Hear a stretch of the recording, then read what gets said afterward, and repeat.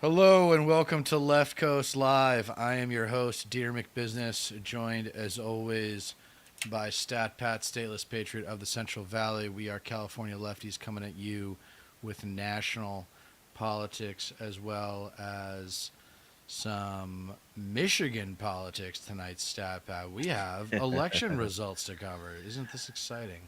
Of course it is. Shit. I mean, already, huh? Let's do a little check-in with mainstream media to see what And is after the Cory Bush and Jamal latest. Bowman lost, For those of saying you is, that just in the are context of just all joining this, us in all the races that are going to happen, the Or incumbent's going to win 90. or don't know what we're talking about, Abdul Al Sayed is up against an APAC candidate, Haley Stevens, and all signs are pointing that Abdul Al Sayed should take this. I agree. I like So this dude. no, he beat her. I mean, look, he This young dude clearly with has glasses. a I better forget his connection name. to that Chris something. district. Chris All I'm Hayes? saying is, Yeah. what ends up happening is because of He used to be how good. He's a little. novel, right? He's still a the sort little of man bites establishment. dog aspect Yeah, of he's one of the news least bad is when a ones for damn challenger sure. Unusual thing. We've seen it happen before in this election. Again, with 2% in, we're not in a position. In Kansas.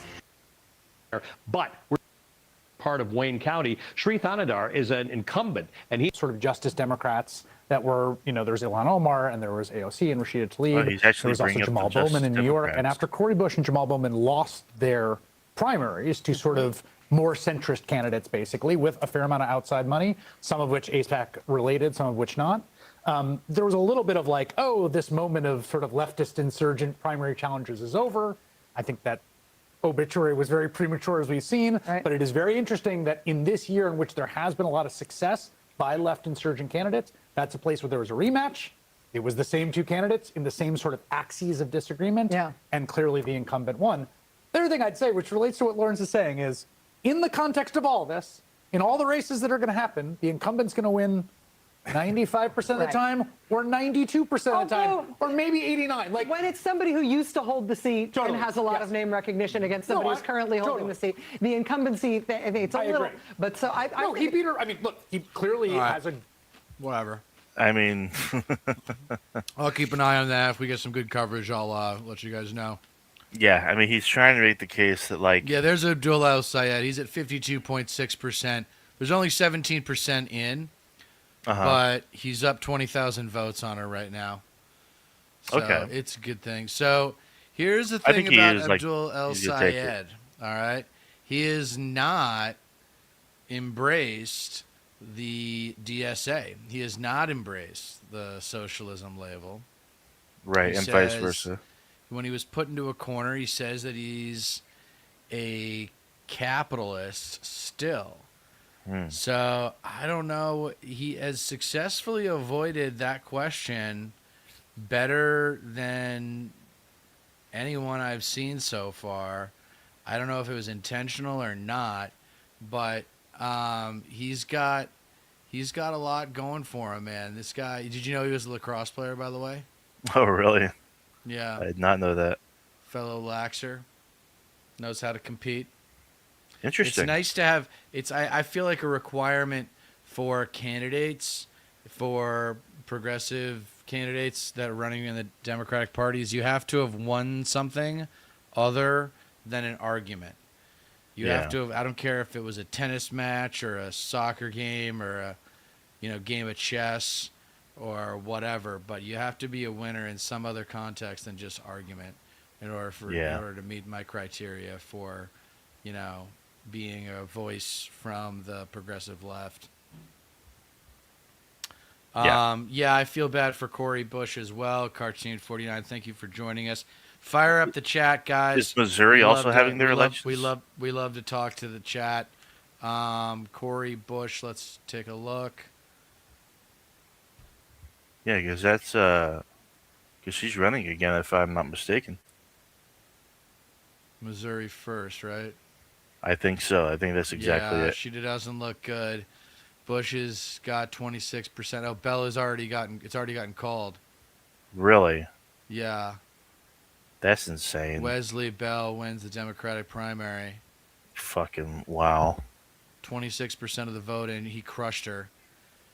He That's got basically wow. 26. He basically got, like, if you round, he got 27,000. She got 10,000. but that was like just that's only like a quarter of the votes in. She's only going to end up with, 40,000 votes, or she might end up with less than 40,000 votes. That's sad. What happened really to Cori is. Bush? She got crushed. Right. Probably just ran out of money. Maybe, yeah. I don't think she has enough, like, I don't know if, I mean, she does have name recognition, but in terms of being like a firebrand, I think Jamal Bowman has her beat because he's another one that got knocked out by APAC money. And he might actually have a chance of getting back into the House if all goes right. All right, let's bring our fucking mainstream media guys in to talk about this win. Here's your boy Chris Hayes going at it. Hired the ex-chief of staff, Tom Daschle, a guy named Pete Rouse, legendary, who was, seen as the 101st senator. And he said his first meeting with Pete Rouse is Pete Rouse comes in and he says, he's got this brain trust in front of him, and he goes, So it's to the sad young that senator, the best thing you can do Bush is is out. answer your mail. That when you wrote to the senator because you Ridiculous. were mad about an All right, enough of the story time, thing Chris. Chuck Schumer has done. He's voted with Chuck Schumer on everything. There's never been. Remember the big fight on the Senate floor between Chuck Schumer and Bernie Sanders, where they really slugged it out over? No, it never happened once. Not once. Those two people agree about 99% of the No, time. that's Tactically, ridiculous. they might have disagreements inside No, about what we should go not for next true. and all that sort of thing. But Strategic. I mean, Bernie Sanders is too has nice. a way of sounding like Yeah, that's absolutely true. he's not from inside the building. And that is the key to that perception of establishment. And Chuck Schumer is so much a creature of the building, and he can't pretend otherwise, that he is from that building. Can I add one addendum to that, which I basically agree with? I do think the super PAC role here is worth shining a light on. I mean, Thank there you. really were $60 million dropped on Abdul El Sayed's head from money from out of, like, there was nothing on the other side of that, right? So there is a pool of money that has been marshaled in these races, often on behalf of what's been coded as the establishment candidate, whether that's a fair establishment or not. And I agree with you. That super PAC money is a bit orthogonal to the actual like tactical and ideological debates. They don't line up. They have been sort of collapsed into the same. But when we're talking about the Michigan Senate race and this establishment, there really was one candidate who had $60 million. $60 million of TV ads. Of TV ad super PAC money that was dropped against him where it wasn't for the other candidate. Like, that is just the fact. And that's been true in a lot of these races where it has been the case that outside money, sometimes it's crypto money, sometimes it's AI money, sometimes it's sort of party donor money, and in many places it's APAC associated money has been directed at one person. Whether that's like the establishment or not, I don't really think that really makes sense because they've all been collapsed together. But that is one vector where we really have seen a difference. Let's talk a little bit, because we've now got polls closed in Michigan. I want to talk a little bit about the Michigan governor's race. I'll we do say have when the incumbent governor, Gretchen Whitmer. would be a when she huge, first won the huge governor's race, people were like, rebuke we of thought, AIPAC. we're surprised that she won. Yeah, not only were you surprised that she won, but she won by 10 points. Then she won by 10 points again. She's just been electorally profound both times. And in this primary for governor, he's got calling him a DEI candidate. John James is an African-American Republican. So this is a very interesting race. All the times. He Wow, wants that's interesting. Did you hear that? a lot of it on like weird AI slop. Like, it's just been very strange. He's been attacking John James on the basis of race, calling him a DEI candidate. John James is an African-American Republican. So this is a very interesting race.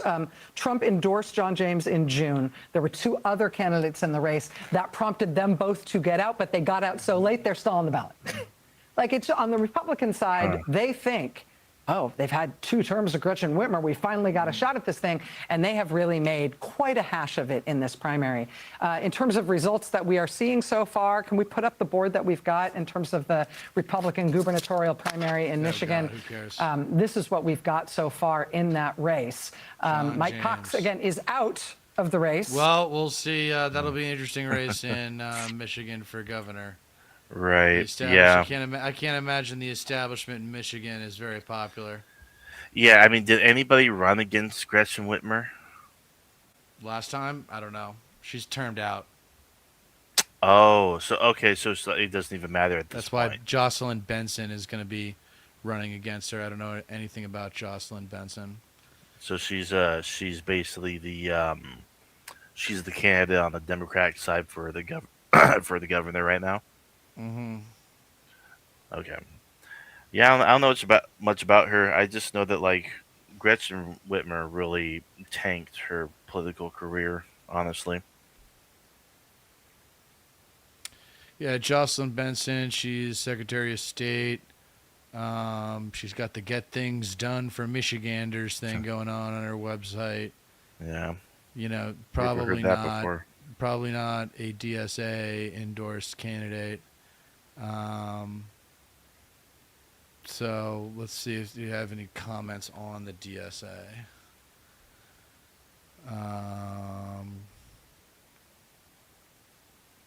No, she doesn't seem to have made a. She doesn't seem to have made any public comments on the DSA. I don't know. DSA isn't as big in Michigan as you might expect, although because they didn't endorse Abdul al-Sayed because he's a Right. capitalist.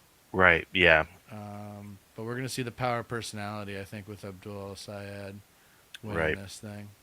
I'm looking forward to the Wisconsin governor's race because of Hong. things. Yeah. Yeah. It would be excellent to see her actually run away with it.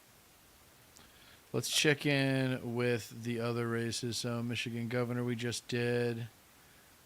And then Michigan 7th. Lawrence over Brink. It's not... none of these other... Kansas Senate, do you give a fuck? I mean, we know the Republican's going to win that one. Right. Of course. Kansas governor, we know Fortunately. that...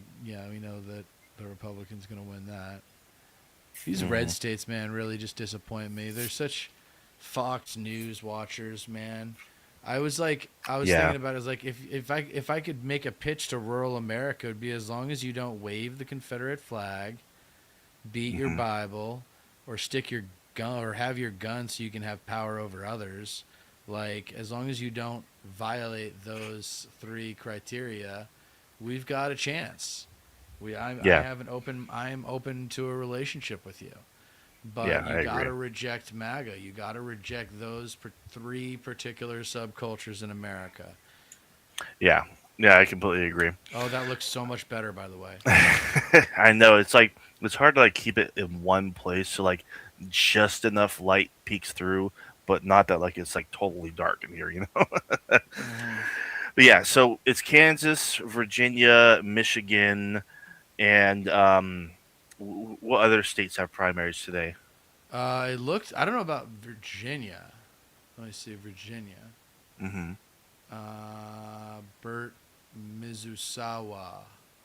Oh, and also Missouri. So like, Kansas, Missouri, Virginia, That's Michigan. U.S. Senate Republican Party, Democratic Party, Mark R. Warner. Mm-hmm. There's nothing else going on in Virginia. 89. Yeah, see, this is for the Republican Party. Is that what you were curious about? Is it just the Republican primary Yeah, in because the Virginia? Democratic primary's done. He did, but Mark R. Warner's the incumbent and went uncontested. Okay, I thought. Is that what you were curious about? Yeah, I thought like the primaries taking place like counted for both parties. I didn't know that like each party had their own specific designated primary days. Yeah, no, yeah, he just didn't have. I mean, it happens all the time. The establishment is so popular, he doesn't get challenged. Happens all the time. Oh, okay. So there's like no one actually challenging him, huh? Right. Wild. Okay. Yeah, that's why he's not I on didn't the know cover that. of the New York Times. No, I see. Yeah. Let's see. So El Sayed has still at 53%, 52.5%. He's on her by 21,000 votes. God, it's amazing how few people vote in these fucking things. This Yeah. is the entire state. So if it's 18% now, multiply that by 5. So you're going to end up with like a $1.3 million vote, 1.3 million vote count. when this election is done. So Okay. Syed's got to get to 650, Yeah. and he's on his way. He's doing well. I'm looking here. You guys want to see this? Here, I'll share this. Yeah, according to like all the polls, like he's just been like above and beyond, especially um uh in terms of the um what is it? The threshold of margin of error. Like even far exceeding that in like multiple polls Uh-huh. against Haley Stevens. So like, it's This is very, very interesting, though. promising. There must be a lot of results left in Detroit because Yeah, only looks like it. 2% of only 2% Yeah. of votes are in. 60% of votes are in for Oakland County. Oakland It's like a and El suburb. Sayed. Yeah, so that's a suburb. Would maybe be APEC friendly. Macomb County also suburb, but he did really well there. He's up 55-42 there. That's with 10% in, and the Ann Arbor, which is like right near That's where Dearborn. University of Michigan is. Right. Yeah. Okay, It so makes sense to they just seem. did another small addition to the I vote see. count. Yeah. Yeah. Now the county to the right of Ann Arbor, Probably white as fuck. the more He's votes doing coming well up in the rural, like no man's land of in. Michigan. Yeah. Funny enough. This is amazing. All Yeah. right, let's bring it back to just you and me. So here we are, man. Another election night. Yep. I think, I'm as just the older brother in this relationship. I just feel like I'm always going to be tempering your expectations. Yeah. And I think that this is consistent with the baby steps approach to change. And it's going to be a Senate seat here, a House Yeah. seat there, a governorship here, and then the solutions have to prove themselves. So we got a Yeah. window. We'll get a window of about 2 or 3 elections. Yeah. But you're going to see it probably happen at a state level in an urban and suburban settings before you see it happen in rural areas for sure. Yeah. Yeah. I agree. I mean, it's gonna be a good night regardless. 'Cause I do see Abdul Al Sayed running away with this, and it's gonna be very, very big deal, especially for the makeup of the Senate and the politics that gets introduced there. And I'm I'm excited to see like how much he's actually able to accomplish and actually stand by um, what he campaigns on, and he takes the Mamdani method and to an extent the Trump method by still campaigning even as a senator, even after winning the general in November. I hope he's still a huge advocate for himself and like his constituents, and obviously his policy platform, because those are really like the more popular, I guess you could say, types of politicians. The ones who, even after winning, don't stop fighting and don't stop uh, pursuing their policy goals and whatnot. Not just like sitting back, like, oh, time to kick back and just collect on some fucking campaign contributions and scratch the back of the people who funded me to get into office. It's like, no, like actually deliver and prove that you can deliver regardless of where you come from, how you got in there, and what your politics are. And not to mention deliver for your like the working class of your. But to the trained eye, you can kind of see if someone's a political figure or if they're a public servant. Yeah. And it seems like Abdul Al Sayed really wants to be a public servant. Yeah. And I really like him. I hope he pulls this out. Yeah, He's taken especially a little like bit of it. He's down to 52.3%. so he's not as comfortable as he was a minute ago. He was up a full 8 points. Now he's only up 7.8 points, but still quite a bit. Right. I still think he I mean just watching his debate performances versus Haley Stevens and the way like they both answer questions, it's just like the authenticity difference between the two of them is just like night and day. So, I mean, we can. Do you guys want to take a break and watch some fucking enraging content? We can do that.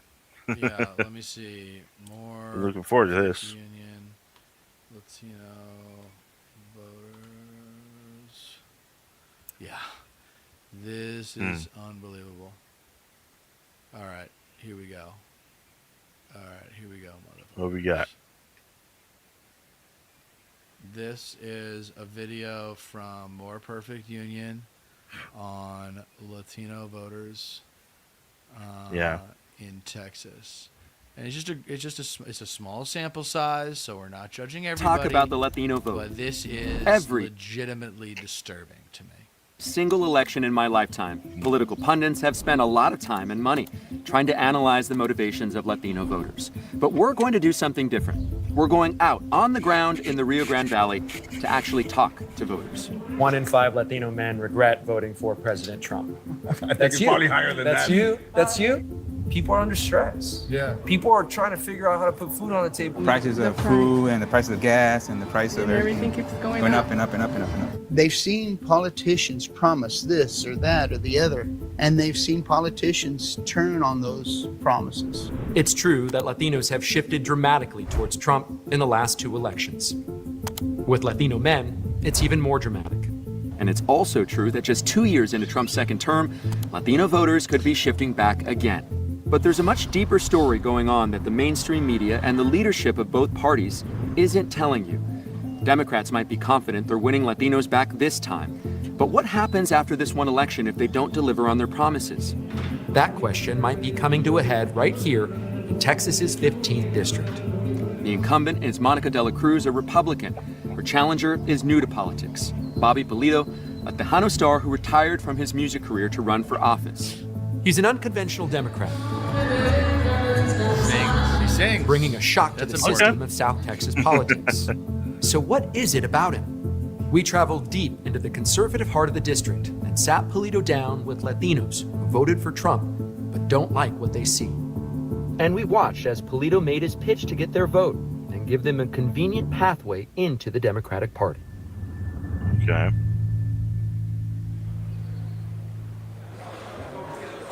During the Biden administration, the government just was off, man. It looked weak. It just didn't look strong, man. Mario grew up in the Valley. He runs a construction company. It's been a family business for years. He voted for Trump in 2016, 2020, and 2024. Mom was making dinner, He strikes you out. and Dad was in the living room watching TV, and one of the shows that I would watch with Dad was The Apprentice. And I believe we were conditioned. I believe we were conditioned to keep seeing him. Oh, you were conditioned. Yeah. If you were aware that you were conditioned, then you weren't conditioned. You were convinced. Hindsight is 2020. So obviously, You like were convinced, bro. You saying got that now conned. makes more sense. Yeah. You got fucking conned. Not Yeah. once, Too not proud to admit twice, but 3 fucking times. You're not just stupid, Mm-hmm. you're insane. According to the AA definition of insanity, repeating the same thing over and over and expecting a different result. Mm-hmm. And what an idiot. What an idiot. Right? And there's a certain group of people that like to see success. I like success, man. Yeah. I like success, and I like for people to be successful. What the fuck does that even mean? Like, see, these guys, you know what that means? You know what that means? You know what that's code for? I want everybody to get rich. And my purpose in life is to get rich. That's all Right. this guy cares about is getting rich. Right. That's all this motherfucker cares about. Yeah. I mean, I take a look voted at for like Trump during. small business owners, especially a whole like the restaurant industry is a perfect example. Most people are just breaking even. No one's like going above and beyond. You know, If they do get successful, then they get bought by a big boy, and it's just another tale of corporate consolidation. Exactly. Yeah. So the small business model works up until a point. Yes. Once it becomes a conglomerate and it threatens fucking democracy, it should not have that much power. Bingo. A lot of these conversations are just changing the framing. Like we're not even close to productive conversations because we can't get past the idiots. Yeah, not to mention like you just said, the framing of these conversations. Yes. Yeah. His first term. Robert also lives in the Rio Grande Valley. Like many of his neighbors, up until recently, he was a Trump voter. He promised a whole lot of stuff, and I fell for it. You know, oh, the country's going to get better. He's going to bring this economy back. So here's the thing. I don't think I've ever heard Trump ever say once, "I promise to do this," or "I promise to do that." Mm-hmm. That's the thing. Like, so, like, saying that Trump promised you guys these things, this is like, what the fuck are you talking about? Like, sure, like maybe he said like only I can do this or only I can do that because the Democrats are so bad or whatever the fuck, but he never promised shit. Like, well, he said he promised he'd drain the swamp, and he promised that how'd that go? He said no more foreign wars. Yeah. So he promised some things. Yeah, but, these are crumbs that he would like lob out there for. But he didn't say like instead of saying like helping, Trump would say winning. So you're gonna be sick of winning. Like, and that's what every American douchebag like entrepreneur wants to think of themselves as a winner. Yeah, and he never like fully 100% committed to one idea or policy or another because he knows if he gets like actually pressed on it and gets his feet held to the fire, that gives him wiggle room to just like back out of it because it's like I never said I promised to do this or that. It's just like it's the way he's always been. All right, back to it. Yeah. Where we need to be. Texas's 15th district stretches from the Rio Grande Valley up to the suburbs of San Antonio. It is more than 80% Hispanic and predominantly working class. It moved significantly right in 2020 and 2024, especially amongst Latino men. Mario and Robert now think differently about Trump's success. We're going to win so much, you may even get tired of winning. And you'll say, please, it's too much winning. Tired of winning would be that the market is stable. Prices and materials for construction are reasonable. People are able to build product and move it out. People are able to give work to the workers. I shit you not. Recently, Trump actually was asked about or told about this. It's like, I don't understand. You know, people are saying the economy's not doing great or this, that, and the other. It's crazy. I have a friend. He just bought himself a jet. It seems to be doing all right. It's just like, come on, dude. Like, fucking, how much more out of touch can you be? It's so fucking obvious. He's even said himself. But dude, people are scared to death of him. Nobody wants to tell him the truth. Bingo. Everyone around him is scared to death of him. Everyone's a yes man. The only people that could probably get through to Trump are Steve Bannon and Stephen Miller. Right. You know. He's even been asked, like, what do you think of the average ordinary Americans who can't afford to get by right now, like, or are having an affordability crisis? You know, and he says, I don't think about them at all. Actually, I'm trying to, because they were talking about the Iran war and how it's affecting the cost of living and making everything go up, and he's like, I don't think about that at all. Yeah. It's like, hello. The workers can work without any sort of worry that they can't even go to the job site because they might be harassed by a state trooper or a police officer here in the city because they're going to call ICE on them. New tonight, experts say ICE is intensifying operations across the country. Sources telling NBC News almost 10,000 people have been arrested in just 5 days. How much of what you've seen with President Trump's mass deportation policy has had an impact on you shifting away from the Republican Party? Oh, my God. A lot. I could not, in any good conscience, vote or support a Republican candidate. We are a border town. And we have people that have been here for 15, 20 years that have been providing a life for their families. I believe that we need to respect that as a country. And unfortunately, when Mr. Trump started doing what he was doing, I had never seen the level of anxiety that I saw. I had never seen business owners call me at the level where it's like, we can't get people to go to work. You had this video that went viral. Mr. Trump, you're supposed to be our hero, man. But I don't understand how this makes any sense for anyone. Tell me about it. It was a cry for help. It's man. not supposed It was to a cry make for help sense. It's because supposed I wasn't to still Mr. fear. Trump, you're supposed at the level where it's like, Hold on, let's we give can't him get people to give go him to his work. moment. You had this video that went viral. Mr. Trump, you're supposed to be our hero, man. But I don't understand how this makes any sense for anyone. Because you don't understand the system, you fucking idiot. Because you never studied the system. Because you never took the time to educate yourself. And with the internet now, there's no fucking excuse for not knowing the goddamn basics. The Republican Party stands for three things. Tax cuts for 1%ers and corporations, not you. Then you got excessive military spending. And of course, politicization of our courts, which is an extension to ICE. And this motherfucker had no idea any of this was coming because he is willfully stupid. Yeah. He is willfully stupid. It's more than willfully ignorant. This is willfully stupid, dude. How do you not know the basics of what the Republican Party stands for? Yeah, it's like Trump was doing everything that Trump said he would do. Like, this is the mass this is deportations exactly were a core part of his message, and they were celebrated by the base. And he just didn't think it would affect him. And he's sitting here saying like, "Oh, well, I mean, none of this really makes sense." It's just like, yeah, it makes perfect sense to fascists. Like, right. He doesn't even know what fascism is, dude. Right. He doesn't know what fascism is. He doesn't know what socialism is. Too ignorant to be one, too. He doesn't even know what capitalism is, man. And he definitely doesn't know what neoliberalism is. Tell me about it. It was a cry for help, man. It was a cry for help because I wasn't seeing our local politicians stressing the amount of impact this was having on our economy, on our builders. Yeah. And when I wasn't seeing our politicians, from our mayors to our commissioners, raising awareness that there are picking up people, literally picking them up with proper documentation to be here, why are you our leader?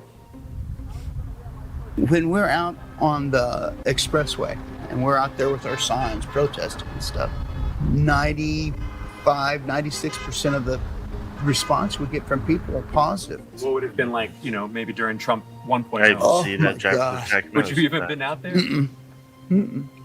No, and I would have laughed at the people that would have gone out there.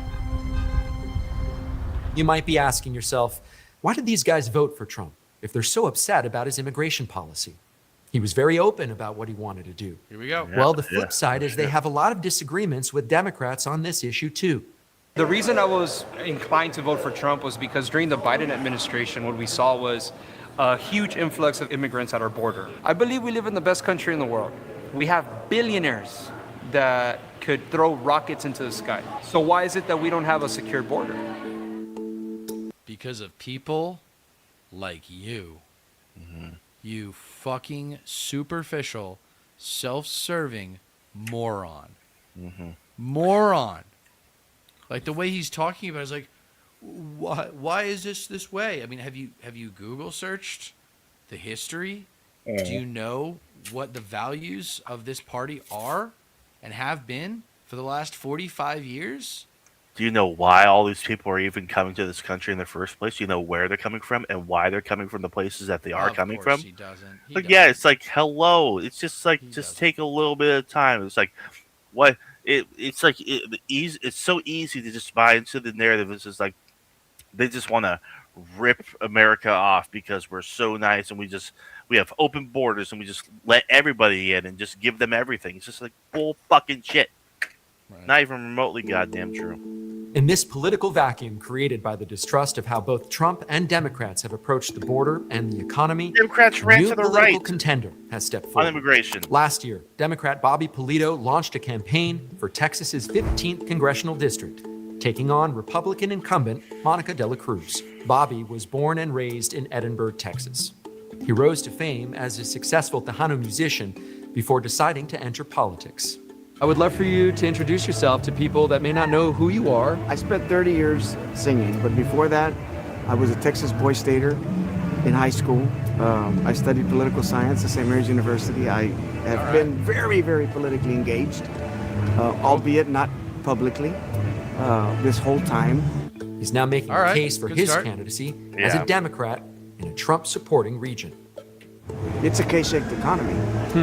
There's definitely more people falling into poverty than not. How do you see that reflected here in the Valley? People are struggling. Businesses closing, gas prices going up. Absolutely. Yeah. And we have, as Democrats, have not really talked about the prosperity issue. What are we doing to talk about anything that's economically related?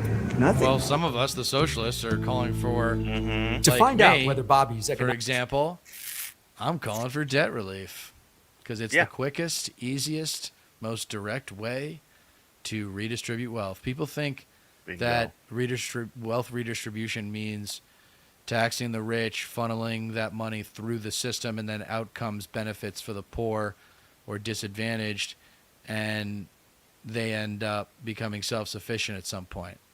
And it's just not the way it works. It could eventually someday work like that, but it's going to be a while. So direct help in the form of debt relief, in my opinion, is the best way to go.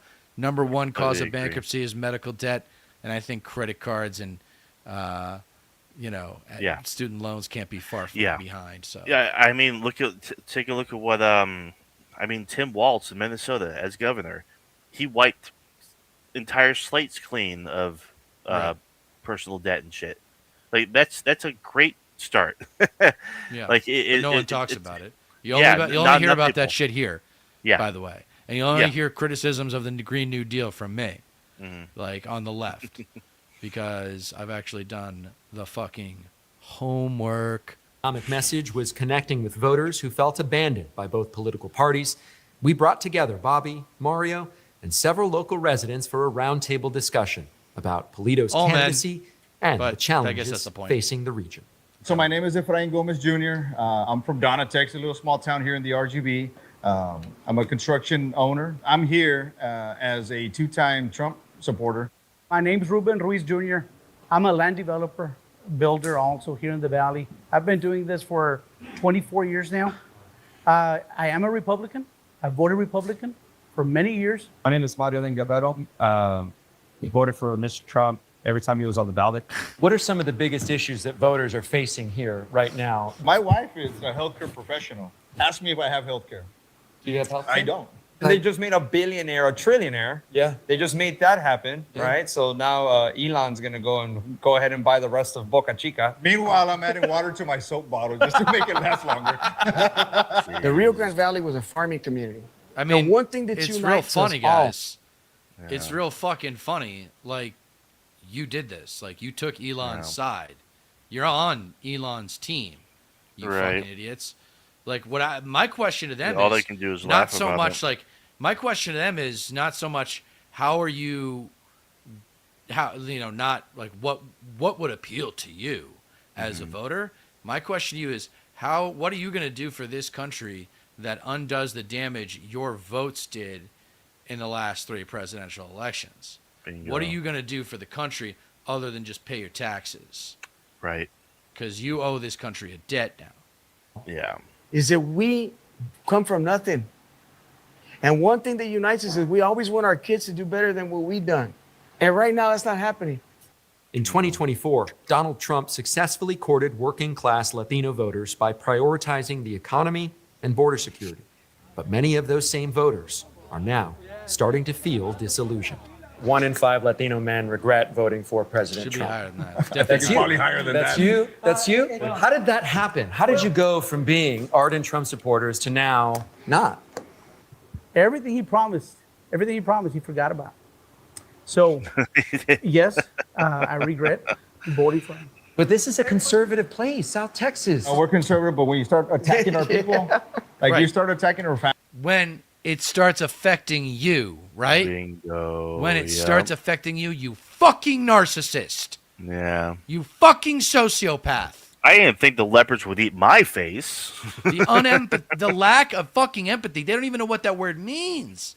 No, idiots. Yeah. Yes, yeah. Not just, but like idiots and complicit to bullies. Right. Like, there's no such thing as an innocent bystander, motherfucker. You're guilty as fuck.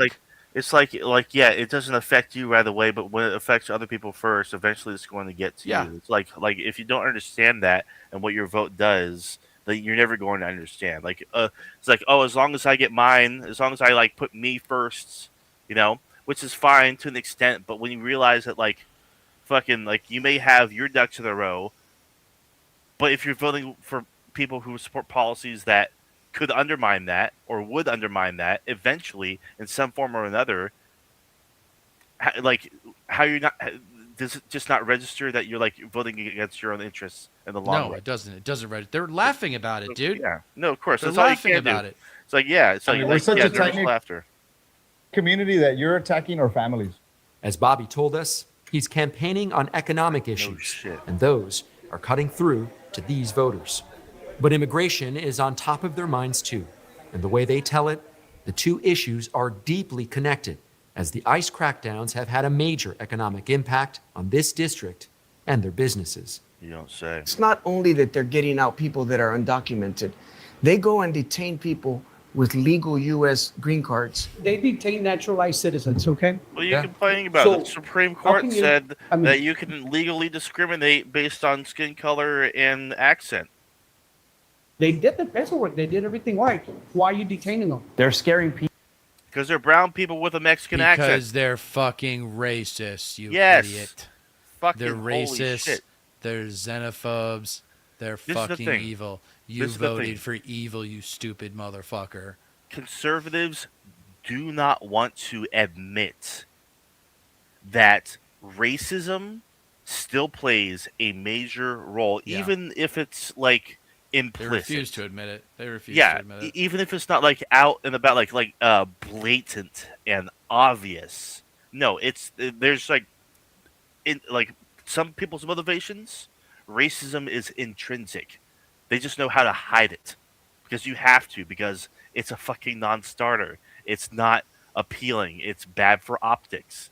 But it's this also is, hard to spot sometimes. yes, You know? exactly. That's exactly it. Yeah, but it's fucking there, and not enough conservatives understand or accept that. Right.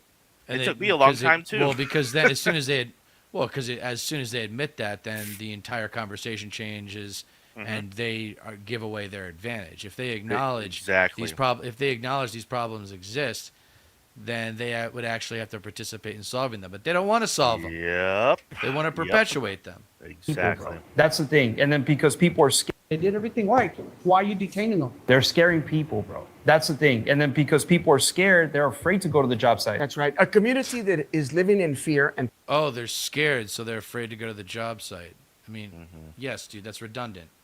paralyzed is not a community that can function right. When the thing was getting bad and they were raiding everybody and work just went to a standstill, if you're somebody that's in that business and you say, man, I got a loan out on this project and I can't get it going, I need somebody to at least a shoulder to cry on or go, hey, let me see what I can do, whatever.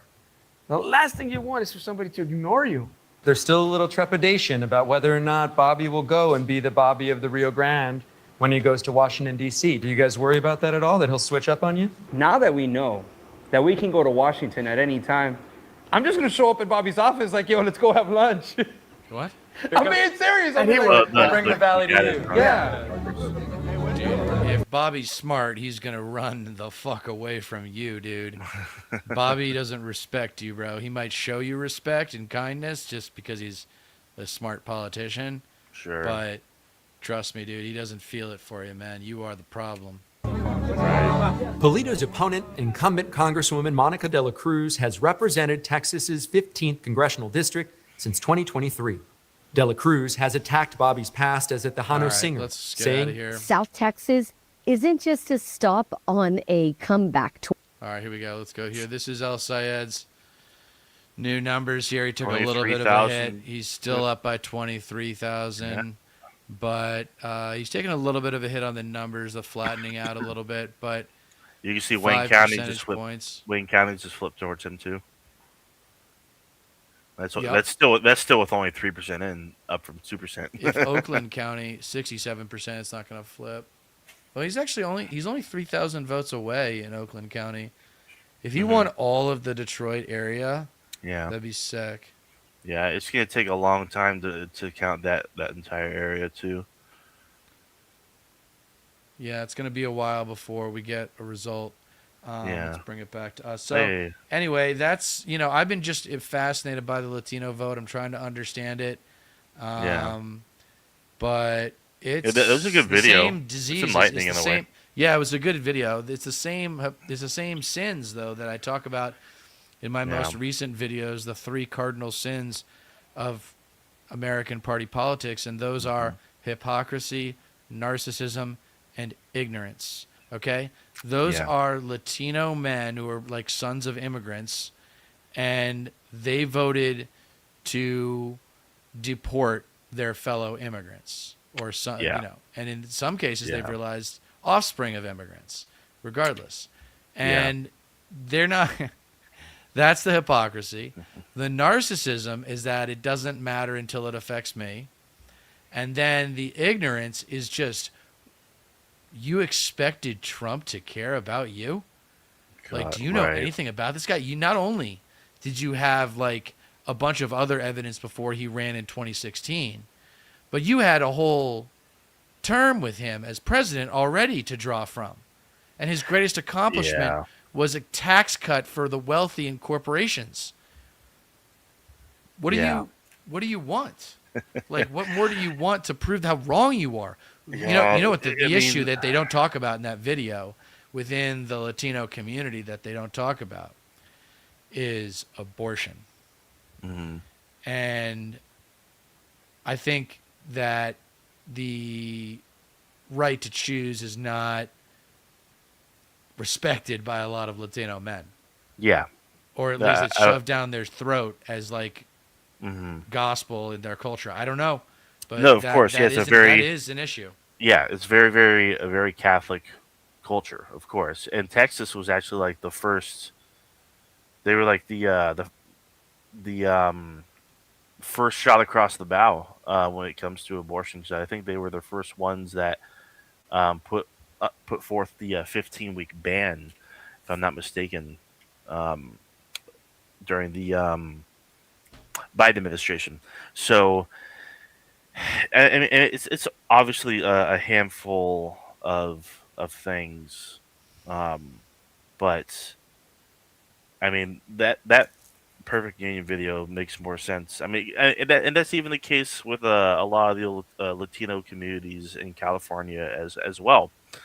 A lot of the rural communities, which are honestly like a lot more heavier Latino than we than we actually understand. They're all very conservative areas. Like they all tend to go towards the Republican, and it's enlightening though. But the fact that though in that video we saw just the selfishness. I mean, I call it narcissism, but the whole idea that it's all about me. Yeah. This is the negative side of the sword of individualism. This is ODing on the culture of individualism, where people just literally only care about something if it affects them directly.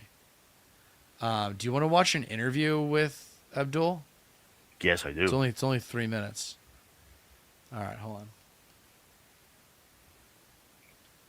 So if you win and get the Democratic Party that you want, who belongs in it and who doesn't? Anybody who wants to take on fascism, anybody who wants to get money out of politics, anybody who wants to fight for union rights, anybody who wants to make sure that people can live free with clean air and drink clean water, anybody who wants to guarantee health care, come on in, the water is fine. We want to build a broad coalition, but sometimes when the Democratic Party talks about a big tent, we push everybody into the corner and then go talk and pander to the corner. I'm just trying to bring everybody to the tent pole in the middle to talk about what we really need. We need good housing. We need good schools. We need healthcare. We need to know that our government works for us rather than the corporations who buy off politicians. We need to know that our money is going to be spent on us. And I think that can unite people independent of how they pray, who they love, how they identify, if they pray, where they come from in the state, the color of their skin, coming together to build something that we can only have together. Do you get, well, is there any group of people in the organization that's sort of a red line for you that says, no, you're not part of this, or that view is not part of the Democratic Party I'm hoping to sustain here in Michigan? We're trying to define a viewpoint that's built on money out of politics, money in your pocket, Medicare for all. If you agree with those things, come join us.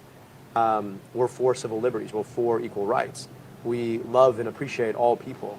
And I want to build this movement, bringing people together around the things we need and deserve that we can have together if we fight for them. Is the DSA part of the Democratic Party in Michigan? Yes. I'm not DSA. I know you're not. But if folks from the DSA want to be a part of the Democratic Party, I would imagine that anybody would want them there, right? Because you want voters. Like this idea that somehow we are going to win elections by pushing people out seems to me to be inconsistent with the way that democracy works. You want a coalition of all people. You know who else are going to be part of my coalition? 3-time Trump voters who want health care, who want to keep our money here at home. And they're out there, yeah. They're out there. I meet them at almost every event I go to. So we're building a big, broad coalition, So it took you truly 3 a times, big tent huh? of people that combines folks from DSA on one side, even if I'm not a socialist, and combines 3-time Trump voters, even if I've never voted for Donald Trump. Are you concerned about being labeled a socialist? I think that folks who come here, like with 2 weeks left in the election, really, really want to label me a socialist. I don't know why, except for maybe it fits into a nice telling of a broader national story. But I'm a scientist, right? And I like solutions that solve problems. That's the approach that I've always taken. I don't do ideology. I'd rather think of myself as a capitalist who actually read about capitalism, in the sense that the biggest risk to capitalism was always going to be corporate consolidation and monopoly rather than government regulation. In fact, you need some government regulation to make sure that capitalism runs well. break I them want up? to make sure that our capitalism is functional rather than allowing big corporations to buy how do we get to politicians functional? rig the system Ask him against that. us. You are not a member of the Democratic Socialist Oh, Party. he's such an asshole. Did not endorse I hate you, that. But we He's know so that he's there in are favor of, DSA like, out there you in the know, state right now. But I hate that horrible job by the journalist. there. But He gives. You are not. Capitalism is functional rather than allowing big corporations to buy politicians to rig the system against us. What does a functional capitalist system look like? Or how do we get there? Should be the next questions. Instead, the journalist goes back to, but the DSA is like the communist revolution. You are not a member of the Democratic Socialists of America. They did not endorse you. But we know that there are DSA members out there in this state right now campaigning on your behalf, handing out literature for you. Who cares? It's a big time, my friend. And any concern, though, that they may be No. misrepresenting Oh my God! Look at how No, scared we're the casting media you is. as one of them when you say you're not. You know, it's funny, right? Democrats are so concerned about what other people say about us. And I think we just need to be more concerned about what we say about the lives of Michiganders. I want to get money out of politics, put money in the pocket, pass should Medicare be that for all. fucking If simple. you want to be part of that for fuck's movement, sake. whether you voted for Donald Trump 3 times or you are DSA, come join us. All right. So, good Sure. interview. He's a real pro. Let's check in on the numbers. He's still up 22,000 votes. The margin hasn't really changed. It's been around 23,000 votes this whole night. That's promising. Which is interesting. I wonder where they're getting votes from. There's a lot of counties that are still up here. I'll show you guys this.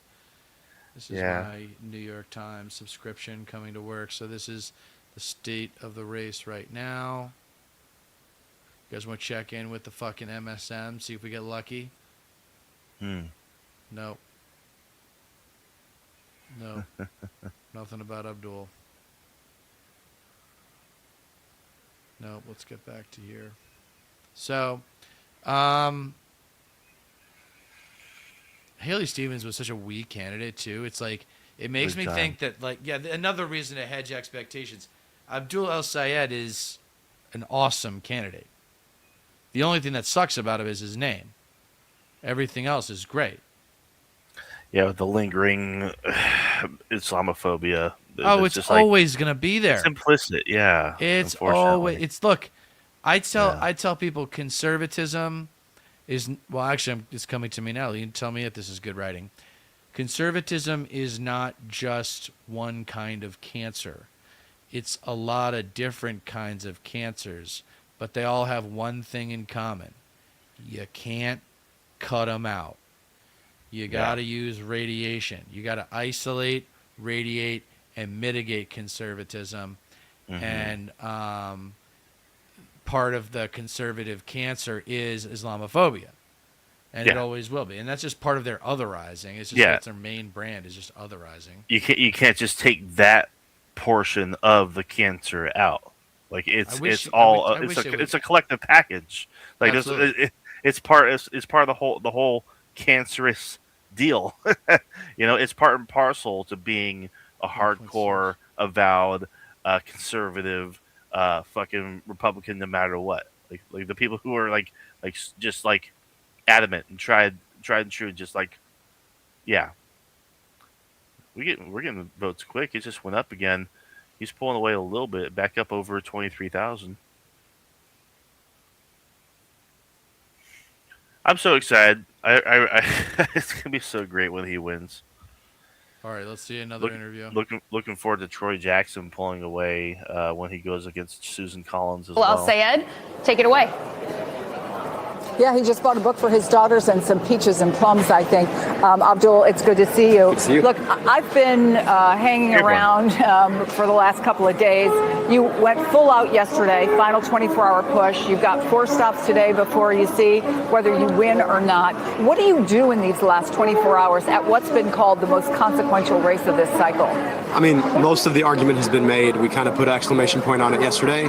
Today, we enjoy the space at the end of the sentence and just get to enjoy what Michigan has to offer. We have the most beautiful summers in the country, and Eastern Market actually is a place that I used to come as a kid, so it's just nice to be here, hang out with people, enjoy the conversation, and then just also celebrate democracy, right? Like today is election day. That's a beautiful thing that we get to do.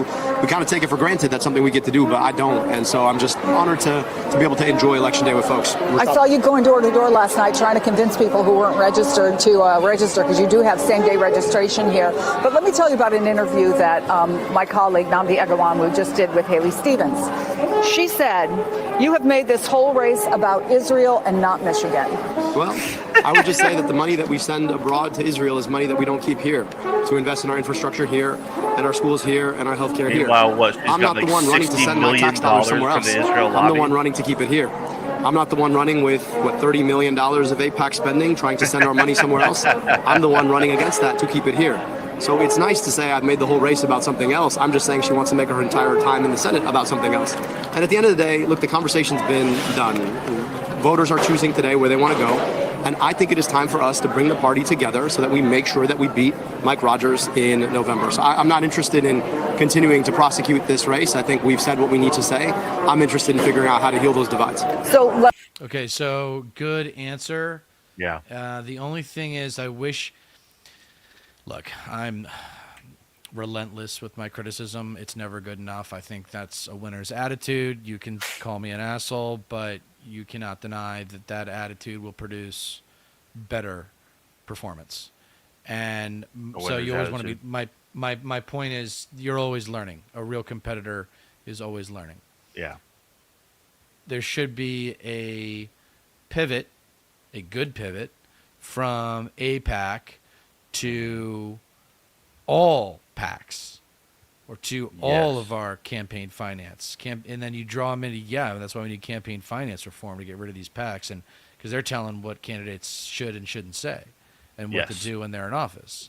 You know what I'm saying? So it's just a little rhetorical trick to kind of get the conversation on your terms, because you're grateful for the exposure. You're grateful that MS Now is giving you some exposure, but you want it to be on your terms. He's doing great. No real criticism. I'm just saying, I'm just saying for anybody watching this that might have an interest in politics or even working for a campaign or whatnot, getting that attitude of getting the conversation on your terms is really valuable, because otherwise, you heard the agenda in the last interview. You heard the agenda, but the DSA, they're basically communists. It's like the Red Scare all over again. It's ridiculous. Yeah. Let's talk about both of those things. Mallory McMurrow, who dropped out of the race on July 5th, said she will come to whatever headquarters tonight is the winner and will work for them. We just heard from Haley Stevens, who said she will do whatever he would want me to do should he get the nomination. How do you bring the party together, and what do you say to Haley Stevens?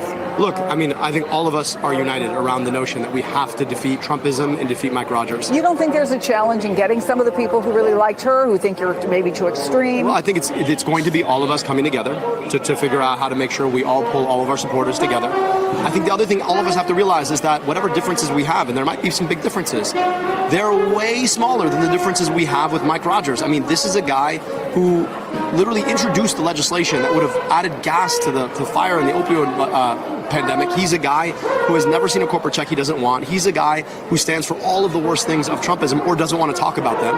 And so our job is to make sure that we defeat him in the fall. And that's you called him a generationally bad candidate. Was that the phrase? Dude moves back from Florida, okay, where he made $14 million, still can't explain, probably trading off of his relationships from when he was in Congress. And then comes back here, loses while Donald Trump is on the ticket because he can't decide who he is. Is he a neocon from the 1990s? Is he a MAGA guy? Is he somebody who's caught in the middle? But he also just, I mean, he has the charisma of this floor, which is not very charismatic. So look, you're sounding very confident. I'm looking forward to beating him by 7 in November. So your campaign is putting out some numbers from the Secretary of State's office. Important to say this is from the Michigan Secretary of State. 18,386 voters who have cast absentee ballot, and there are 1 million votes already cast, many of them absentee, did not vote in the last 3 general elections. 53,000 have only voted in one of the last 3 elections. What does that say to you? I've made the argument for a long time that the best way to understand this electorate is not as right versus left, and then we're in the middle and moderate.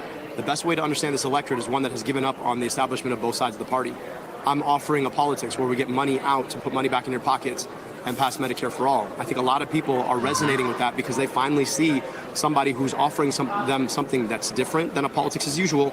And I'm hopeful that at the end of today and into November, we have the opportunity to bring them back, get them involved in our politics, and not just win a seat, but win the future that they need and deserve.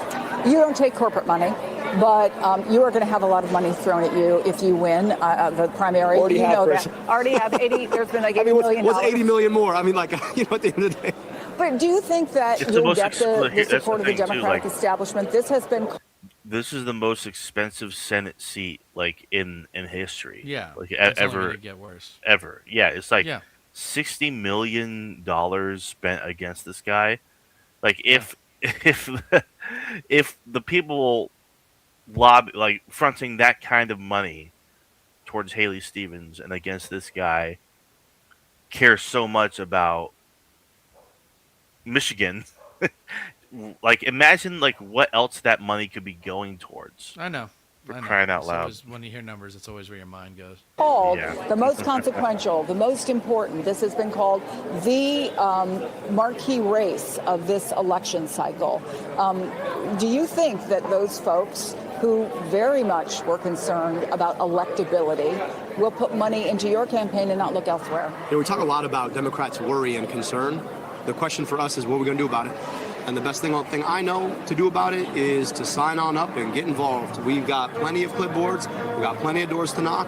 We've got plenty of opportunity to start reclaiming our future from what Donald Trump and Mike Rogers want. So for Democrats worried about electability, let's go out and get a Democrat elected in the fall. And if you win tonight, what's job 1 for the next, how many weeks do you have? Electability against fascism. Like, that's where you can make the 2008 comparison and be like, we've seen this story before. The Republican Party runs the country into the ground. It's just really, really bad this time. It's even worse than when W did it. So it feels like we might not be able to understand what's going to happen. As long as elections are free and fair, we should crush MAGA and have a great new. Like, this is about teeing us up for the next 40 years, right? Like, again, he missed an opportunity to go after MAGA there. The electability angle is so fucking weak. It's based on speculation. You don't know who's more electable or who's not. Where are your balls? Pick the candidate that most speaks to you and convinces you of things, persuades you towards their positions. Wouldn't that be something? Yes. If we had leaders who actually influenced the public in such a way that the public changed their minds and got smarter. Yes. Wouldn't that be amazing? To run the general? There are 3 jobs. Number 1, continue to build a movement to get money out of politics, put money in pockets and pass Medicare for all. Number 2, unify people around that goal. And number three, make sure everybody in the state understands the generationally corrupt candidate who we're running against in Mike Rogers and what he wants to do to rubber stamp a terrible Trump agenda.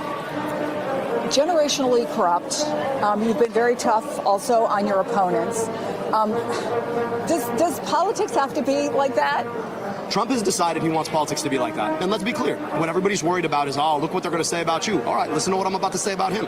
So look, we could be tough too. I think Democrats need to decide that we're going to be tough on the people who corrupt our politics and kind to the people who've been suffering for a very long time. That's what you're going to get with me every single day. You've got another long day ahead of you. Thank you so much. And I'll just say that having gone to 2 polling places today and talked to a lot of people, even people who maybe were not voting for Abdul al-Sayed, they are looking for somebody who's going to make the lives better, and they're frustrated by the establishment that has not done that in their mind. So, wow, great reporting. Yeah. Great reporting.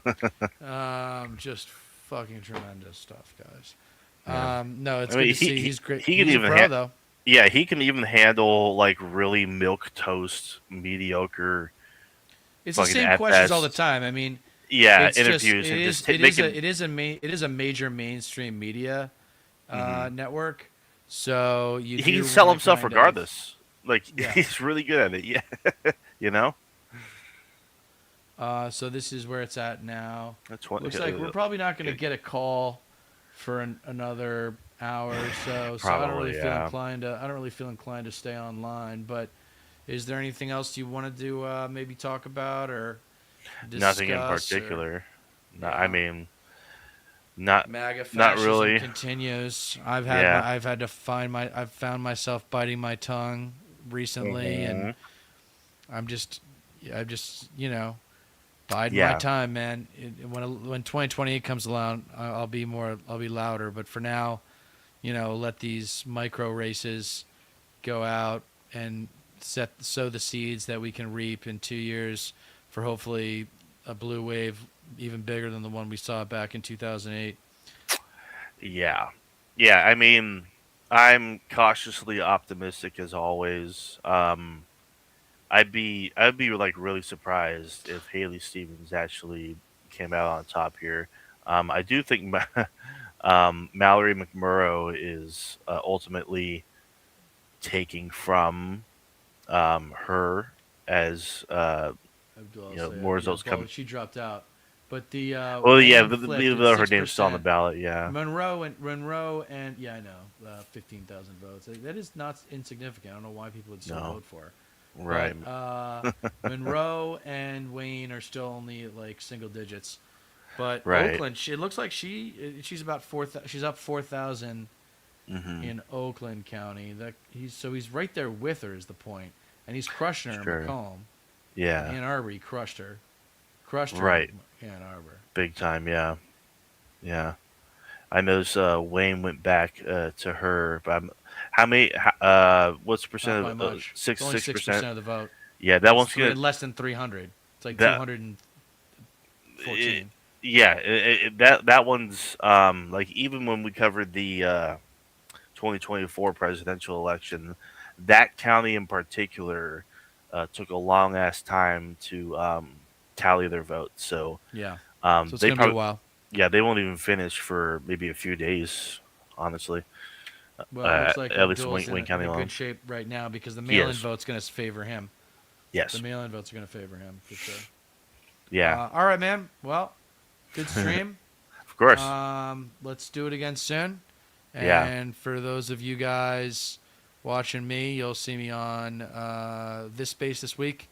Probably next time will be tomorrow at 4 p.m. Pacific, 7 p.m. Eastern with Alex of Devil's Advocate Productions. Until then, don't forget, you don't get change in America by asking nicely. Thanks a bunch of guys.